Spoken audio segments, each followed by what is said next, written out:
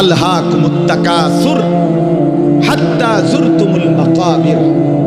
কোরআন শরীফে আছে, আল্লাহ বলছে, বান্দা আলহাকুমুত তাকাসুর, দুনিয়ার লোভ, দুনিয়ার নেশা বাড়ানোর প্রতিযোগিতা, আরো গাড়ি, আরো বাড়ি, আরো বিল্ডিং, আরো দালান, আরো জায়গা, আরো জমি, আরো ক্ষেত, আরো ফসল, আরো নেতাগিরি, আরো মাতব্বরি, আরো অহংকার, জি ফুদ, এই নিয়ে বাড়াবাড়ি। আল্লাহ তাআলা বলে সব এগুলো তোমাদেরকে ডুবাইয়া দিল, আখিরাত ভুলাইয়া দিল। হাত্তা যুরতুমুল মাকাবির, এভাবেই একদিন কবরেই পৌঁছে গেলাম। একদিন তো কবরেই পৌঁছে গেলা।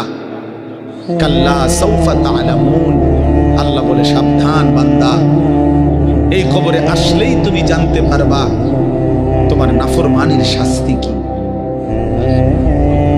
সুম্মা কাল্লা সাউফা তা'লামুন, আবারও জানতে পারবা হাসরের ময়দানে জাহান্নামের শাস্তি দিয়া তোমার নাফরমানির পরিণতি কি। দুইবার বলছেন আল্লাহ, একবার বলছে কবরে জানতে পারবা তোমার নাফরমানির শাস্তি কি, আরেকবার জাহান্নামে জানতে পারবা হাসরে তোমার নাফরমানির শাস্তি কি। সামান্য কয়টা বুট বেচতে বেচতে বেচারা এক ওয়াক্ত নামাজ পড়ে না, কদ্দুর চা বেচে, দুইটা বন বেচে, বেচারা এক ওয়াক্ত নামাজ পড়ে না। একটা অটো চালায়, নামাজ পড়ে না। একটা সিএনজি চালায়, নামাজ পড়ে না। 12,000 14,000 টাকার একটা বেতন, এই কদ্দুর চাকরি করে, এটুকুর জন্য একটা নামাজ, একটা সেজদা দেয় না আল্লাহকে। হায় রে নাফরমান, কি পাইয়া আল্লাহরে ভুলে গেল। এই একটা বুটমুড়ির দোকান, একটা বন বিড়ির দোকান, একটা অটো, একটা সিএনজি, 12,000 14,000 20,000 টাকার একটা সামান্য চাকরি, এই সামান্য এটুকুর জন্য আল্লাহকে ছেড়ে দিলেন, আখিরাতকে ভুলে গেলেন। আস্তাগফিরুল্লাহ, আস্তাগফিরুল্লাহ। প্রিয় ভাই আমার, ছেলেরা আমার, তোমাদেরকে বলি ভাইয়া, 12,000 টাকার একটা বড় মোবাইল অথবা 18,000 টাকা 20,000 টাকার একটা মোবাইল পাইয়া আল্লাহকে এইভাবে ভুলে গেলাম। নিজের চরিত্র, নিজের ইজ্জত, নিজের আত্মমর্যাদা, নিজের বংশের মর্যাদা, বাবা মায়ের সম্মান, ইসলামের সম্মান, আল্লাহর কথা, রসুলের কথা, কবর, মরণ, আখিরাত সব ভুলে গেলা ভাইয়া।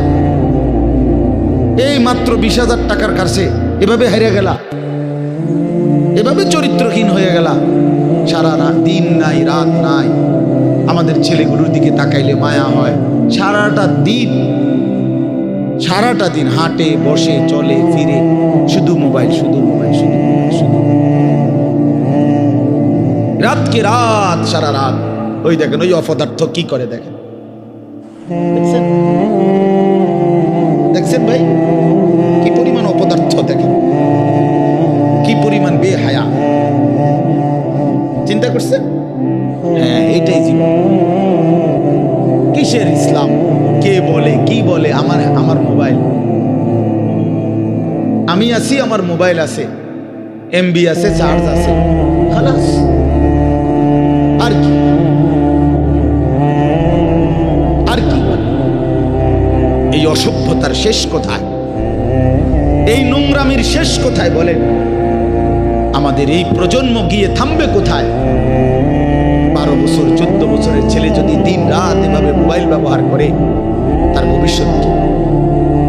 তার আগামীর সম্ভাবনা কি? আগামীর পরিণতি কি বাপ? আপনারা যারা বাবারা এই যে সন্তানগুলো রেখে যাচ্ছেন, এদের ভবিষ্যৎ কি? যে একটা ওয়াক্ত নামাজ পড়ে না, যে আল্লাহর কোরআন পড়ে না। আল্লাহ আমাদেরকে বুঝ দান করেন, আল্লাহ আমাদের দিল দান করেন, আল্লাহ তাআলা আমাদেরকে ফিকির দান করেন। আমার ভাই, আমার বাবা, আমার তাইলে মূল বক্তব্য হলো, আমাদের জিন্দেগির একটা মূল বিষয়, আমরা মুসলমান হিসাবে আমাদের মৌলিক দায়িত্বই হলো দুইটা জিনিস। একটা হলো গুনাহ বর্জন, আরেকটা হলো আল্লাহ তাআলার হুকুম পালন। এটাই আমাদের জিন্দেগি। ভাল লাগলো এটাই কাম, ভালো না লাগলো এটা না। মন মতো হইল এটাই জীবন, মন মতো না হইলো এটা জীবন। কথা বুঝেন না? নামাজ আমারে পড়তেই হবে। এবার যত কষ্টই লাগুক, যত ক্লান্তি লাগুক, আমাকে পড়তেই হবে। সুদ, ঘুষ, মিথ্যা, হারাম রোজগার আমার ছাড়তেই হবে। এবার আমার সামনে বাকি সবাই লক্ষ কোটি টাকার, মিলিয়ন মিলিয়ন টাকার মালিক হয়ে যাক, কিন্তু আমার যেহেতু অনুমতি নাই, আমি এটা যাওয়া যাবে না। এটাই মুসলমান, এটাই জীবন, এটাই তাকওয়া। আল্লাহ তাআলা আমাদের কাছে এটাই চায়, বান্দা গুনাহ বর্জন করো, আমার হুকুম পালন করো, বিনিময়ে আমি আল্লাহর কাছ থেকে অনন্তকালের জান্নাত বুঝে নাও। এটাকেই বলে তাকওয়া। এই ব্যক্তিকেই বলে মুত্তাকি, যে নিজেকে গুনাহ থেকে বিরত রাখে, আল্লাহ তাআলার হুকুমের মধ্যে ব্যস্ত রাখে, আল্লাহর হুকুম পালনে ব্যস্ত রাখে, যত কষ্টই হোক। আপনাদেরকে আমি একটা কথা বুঝাই। মনে করেন আমি প্রতিদিন রাতের 3:30, 3টা, 4টা সচরাচর এই টাইমে বাসায় ফিরি। তো ফিরা ফজরের নামাজ হলো 5:40 জামাত। তাহলে আমার হাতে তখন আর সময় আছে 1 ঘন্টা, 1.5 ঘন্টা, 1.25 ঘন্টা এরকম। এখন এই পুরা টাইম আমি বসে থাকাও আমার জন্য কষ্টকর, কারণ আমি এই 11টা বা 12টার দিকে ঘুম থেকে উঠা যে দৌড়াদৌড়ি শুরু করি, হুলস্থুল ব্যস্ততা, এই রাত 2টা বাজতে 3টা বাজতে আমার শরীরে আর বল থাকে না। আমি প্রচন্ড ক্লান্ত হয়ে যাই। সারা দিনের মাহফিল ছাড়াও আরো বহু কাজের সাথে কম বেশি আমার সম্পৃক্ততা আছে, অসংখ্য দিনই কাজের সাথে ব্যস্ততা আছে। তো এখন 3:30, 3টা, 4টার দিকে যাই আমি বাসায় গিয়া, যখন ঘুমাই তো আর 1 ঘন্টা বাকি ফজরের জামাত, 1.5 ঘন্টা বাকি। আমার জন্য ভীষণ কষ্ট হয় এই সময় আবার উঠা ফজরের জামাত ধরা। আমি আমার ঘুমের চারদিকে 3টা অ্যালার্মওয়ালা, একটা অ্যালার্মওয়ালা ঘড়ি, 2টা মোবাইল, একটা চায়না মোবাইল, পিছনে পুরাটাই স্পিকারওয়ালা, অনেক আওয়াজ হয়, ভীষণ আওয়াজ। এইটা একটা, এই মোবাইল একটা, আবার একটা অ্যালার্ম ঘড়ি, 3টে একসাথে। একটা টি টেবিলের উপরে, একটা আমার কাপড় চোপড় রাখি, আমার একটা ছোট্ট আলমারি আছে, এটার উপরে, একটা আমার মাথার কাছে, অর্থাৎ একটু দূরে রাখি এই জন্য যে অনেক সময় হয় কাছে একটা অ্যালার্ম বাজতে বন্ধ করে তো এইটা তো বাজে, ওইটা তো বাজে।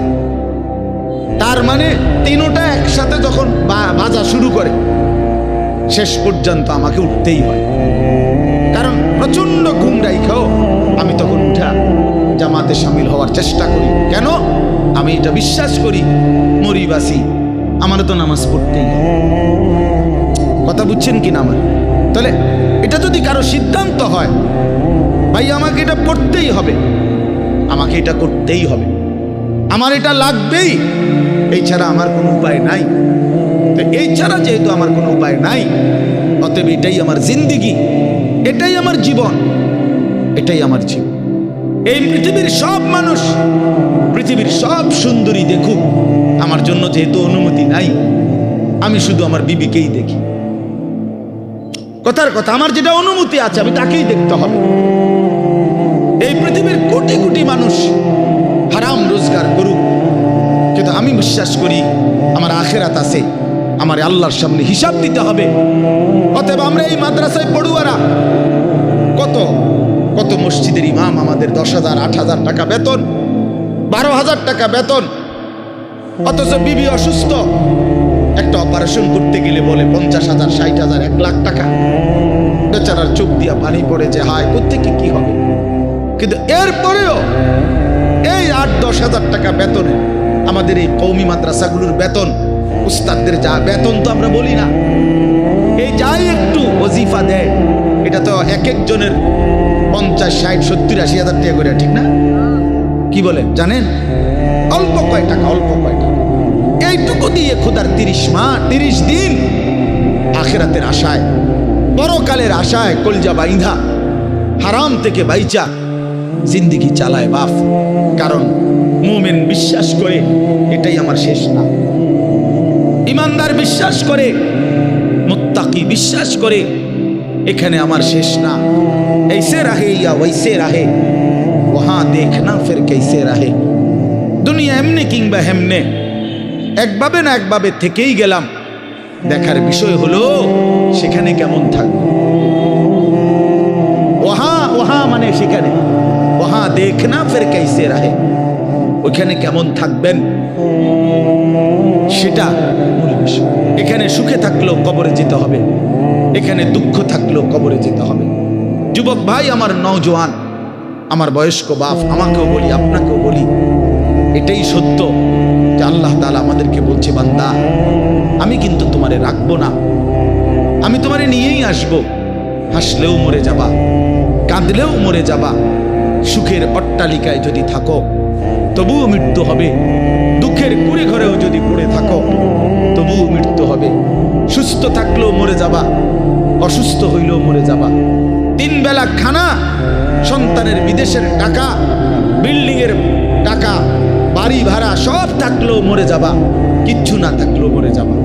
জীবনে কোনোদিন যে সুখ দেখে নাই তারও মৃত্যু হবে, জীবনে যে কোনোদিন দুঃখ দেখে নাই প্রিয় বন্ধু আমার, সেও মরে যাবে। আমার ভাই, কেউ মরতে চায় না, কোনো মানুষ মরতে চায় না, আত্মীয় স্বজনও তাকে মরতে দিতে চায় না। সবাই তো চেষ্টা করে বেঁচে যাক, কিন্তু কে তাকে নিয়ে যায়, কে তাকে নিয়ে যায়? প্রতিদিন যে মানুষ মরে, প্রতিদিন যে দাফন হয়, বন্ধু আমার, এরা কেউ মরতে চায় নাই, কিন্তু এক অদৃশ্য মালিক তিনি তাদেরকে নিয়ে যাচ্ছেন, নিয়ে যাচ্ছেন। অতএব প্রিয় বন্ধু, প্রিয় বাপ, সবার কাছে অনুরোধ আপনাদের, এই ভাই আমি আমার সহ আপনাদেরকে অনুরোধ করলাম, গুনাহ ছেড়ে দেন, আল্লাহর নাফরমানি ছেড়ে দেন বাপ। এই ছেলেরা বাপ, তোমরা জানো না, আমি বহুদিন বলছি যে ফিলিস্তিনে আজীবন রক্ত ঝরবে। আমাদের ছেলেরা তোমরা বসে বসে মোবাইল টিপবা, এমন নাও হইতে পারে। রোহিঙ্গা মুসলমান আজীবন কষ্ট পাবে, কাশ্মীরের মুসলমান আজীবন কষ্ট পাবে, তুমি পাইবা না, তোমার উপরে কোনো মুসিবত আসবে না, এটা ভাবছিল। বহুদিন আমরা বলছি, বারবার বলতেছি। আজকে ইসকনের গুন্ডারা, ইসকনের সন্ত্রাসীরা, ইসকনের বেঈমানরা প্রমাণ করে দেখাইছে যুবক, যে সুযোগ পাইলে তোরও ছাড়বে না, সুযোগ পাইলে ছাড়বে না। বেঈমান প্রকাশ্য দিবালোকে 92% মুসলমানের বাংলাদেশে লক্ষ কোটি কোটি মুসলমান জীবিত থাকতে এই ইসকনের গুন্ডারা, সন্ত্রাসীরা, এই নরপিশাচরা একজন মুসলমান অ্যাডভোকেটকে চট্টগ্রামের মাটিতে দিবালোকে, প্রকাশ্য দিবালোকে গর্দানের মধ্যে ছুরি দিয়া জবাই করে রক্তে ভাসায় ফেলছে। এজন্য প্রমাণ হইছে বন্ধু, যে তোমরা মনে করছো কেবল মুসিবত হুজুরদের, না না, বেঈমান এতটাই বেঈমান, এতটা উগ্র, এতটা সন্ত্রাসী, এতটা জঘন্য, যে পাইলে আমাদের মুসলমান কাউকে ছাড়বে না, কাউকে। এজন্য আমাদের আল্লাহর সাথে সম্পর্ক, আমাদের শাহাদাত, আমাদের কলিজার খুন, আমাদের রক্ত, আমাদের আল্লাহর সাথে ভালোবাসা, আমাদের আল্লাহর গোলামি, আখিরাতের ফিকির, এটাই আমাদের সমাধান, এটাই সমাধান। এখানেই মুক্তি, এখানেই সফলতা আমাদের। আল্লাহকে বাদ দিয়ে এই দুনিয়া নিয়ে ব্যস্ত থেকে, তোমরা এখানে পড়ছো, অসংখ্য ছেলে তোমরা বাপ, এক ওয়াক্ত নামাজ পড়ো না, তুমি এত বড় নিকৃষ্ট কেমনে হইলা? কোনদিন ফজরের নামাজ পড়ো না, এত বড় হাইওয়ান কেমনে হইলা বাপ? আল্লাহকে এভাবে ভুলে গেলা, ইসলামকে এভাবে ছেড়ে দিলা, আল্লাহর কোরআনকে এভাবে ত্যাগ করলা, রাসূলুল্লাহ সাল্লাল্লাহু আলাইহি সাল্লামের 23 বছরের চোখের পানিকে এভাবে ছুড়ে দিলা। নবী 23টা বছর টানা কাঁদছে, এশার পর থেকে ফজরের আজানের আগ পর্যন্ত নবীজি উম্মতের জন্য দাঁড়ায়া দাঁড়ায়া, আম্মা জান আয়েশা বলছে দাঁড়ায়া দাঁড়ায়া কাঁদছে আর দোয়া করছে, হাত্তা তাওয়াররামাত কাদামাহু, সারা রাত কাঁদতে কাঁদতে নবীজির দুইটা পা মোবারক ফুলে ফুলে গেছে। সেই নবী হাসরের ময়দানে বলবে, উম্মত আমি তোমার জন্য 23 বছর কেঁদেছিলাম, তায়েফের পাথরের আঘাতে পিঠ চালনির মতো রক্তে ছিদ্র ছিদ্র হয়ে গেছে, আমি ক্ষুধার কষ্টে পেটে দুইটা পাথর বাঁধছিলাম, আমি উহুদের দান দান শহীদ করা রক্ত নিয়ে উহুদের ময়দানে ঘন্টার পর ঘন্টা বেহুশ পড়েছিলাম, আমার ঘরের চুলায় 3 মাস লাগাতার আগুন জ্বলে নাই, রান্না করা কোনো খাবার আমি নবী খাই নাই, বিনিময়ে আজ তুমি কি আমল নামা নিয়ে আসছো? এই আমল নামাতে ফজরের নামাজ কই? এই আমল নামাতে 30 বছর তুমি আমার উম্মত, 30 বছর সুদ খাইলা, তুমি আমার উম্মত, তোমার স্ত্রী কোনোদিন পর্দা করে নাই, তুমি আমার উম্মত, তোমার ঘরে প্রতিদিন রঙিন টেলিভিশন চলে, তুমি আমার উম্মত হয়ে 60 বছর কেমনে বিড়ি সিগারেট খাইলা, তুমি আমার উম্মত হয়ে এত লম্বা সময় কেমনে দাড়ি কাইটা থাকতে পারলা, উম্মত এত বড় বেইজ্জতি আমারে কেমনে করলা, এটা কি আনছো উম্মত? আমি এটা কি আমল নামা? আমার চোখের পানি, আমার রক্ত, আমার ক্ষুধার কষ্ট সব ভুলে গেলাম। নবী বলবে মাফ, বলবে উম্মত আমি এটা নিয়া আমার মালিকের সামনে কেমনে দাঁড়াবো? কেমনে দাঁড়াবো?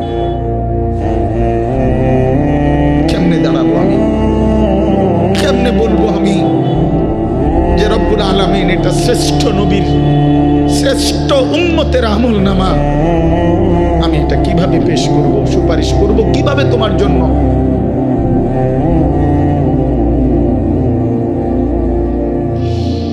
হায় মুসলমান, যদি কলিজা ছিঁড়ে বলতে পারতাম,